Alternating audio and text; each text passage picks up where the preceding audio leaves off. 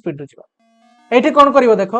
98 रो तुमको स्क्वायर पचार पे मैंने केमती बाहर कर ठीक अच्छे तो भलसे शुण पे कौन करवा देख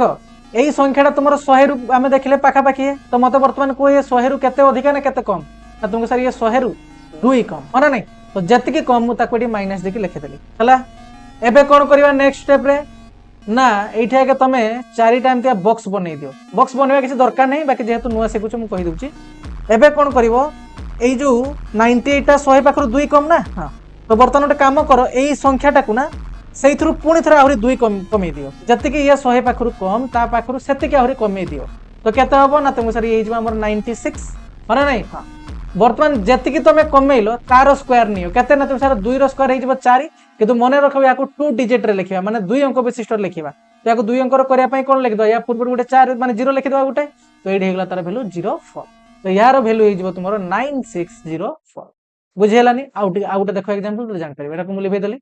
देखो तापर चेक कर जमता तुम अच्छे 99 रो स्क्वायर ठीक अच्छे